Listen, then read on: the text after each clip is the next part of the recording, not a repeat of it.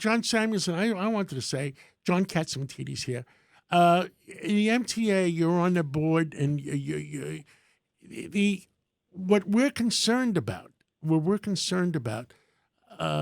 don't care about, I don't care about taxes. What we're concerned about is New York has one nail in the coffin. Right now, the stores are empty. One nail in the coffin. Shouldn't we wait a little bit until New York makes a recovery before we do congestion pricing and put a second nail in the coffin?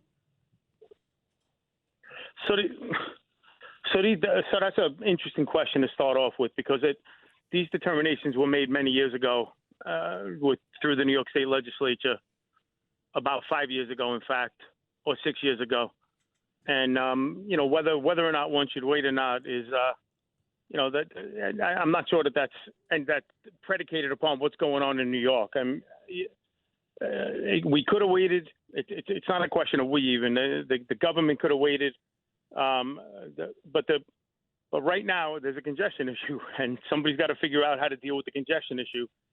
Going back to 2016, the bus speeds were going 2-3 miles an hour in Manhattan. That led to a migration out of the buses. Just as an example, it led to a migration out of the buses, into the subway. The subway became overloaded, and it was brought right to the edge of a cliff. The system didn't have enough money coming in to maintain a state of good repair and a state of reliability in the system. And a big chunk of that began with the amount of congestion in the city. So, whether it's congestion pricing or whether it's some kind of other structural change, the idea that it's good policy to push people onto public transit and push them out of their vehicles and try to green up the city and try to decongest the city, it's not bad policy. The question of timing is a completely different question. John, this is Craig. One of the concerns I have is that I don't think it's really fair to say that congestion pricing, that as they're proposing, is going to push people into the subways. Because you know what? I'm just going to drive in. I'm going to pay whatever it is. And I think, right now with the city the way it is, we have all these empty office buildings. It's just giving people more of an excuse not to come into the city, the people that used to drive in. So, there's got to be some middle ground where it can help the city and reduce congestions, but not impose a burden on the state of New Jersey and Staten Island and the residents uptown where people are going to be parking in front of their homes. Well, just put New Jersey aside for a second. Yeah. Listen, I didn't come on here to be some sort of massive defender of the existing congestion pricing scheme that's going on.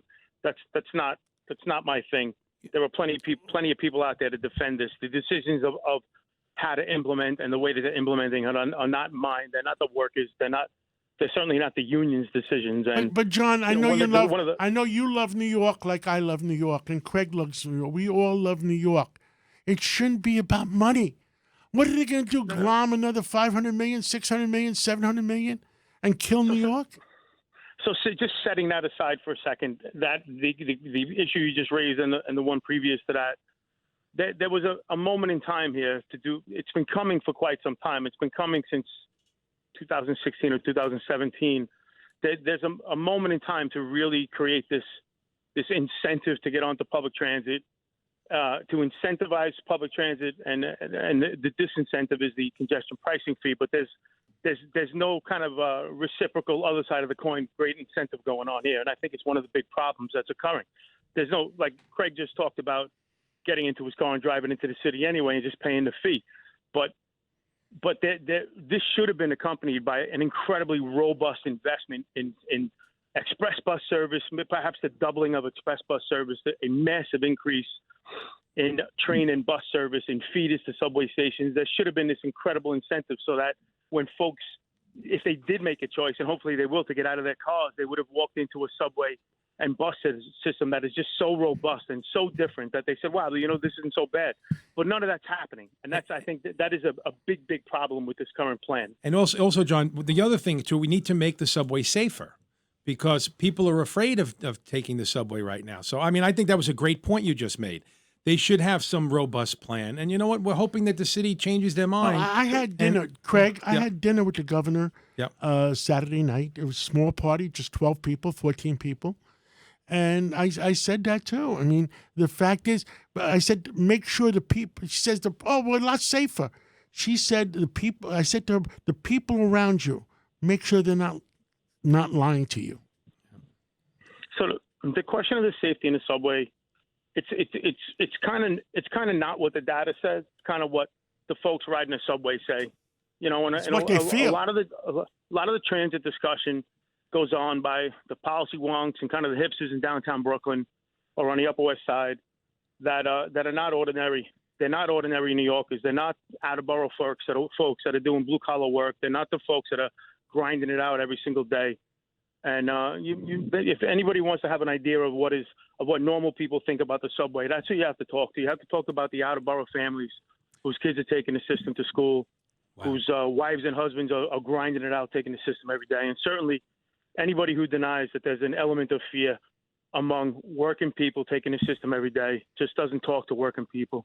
Well, you know what, John? We have to go to the next guest, but I just want to thank you. I know you've been working this system for 30 years. I want to thank you for all that you do, day and night, 24 hours a day, 7 days a week, for all these hardworking transit workers union in the city and around the They're state. the best. You do a great John job. Samuelson, John Katzmatidis, I want to thank you too. It's not your fault, but we have to make common sense decisions. Listen, the idea of reducing congestion in Manhattan is an excellent idea. It's just got to be rolled out the right way. Yeah, and all agree. let's wait till we make a recovery first. Please, please bring that up with the powers that be that you talk to. John, send my best to everyone. Thank you so much for coming on this evening. Thank you, John. Bye-bye. Thanks. Thank you. Wow.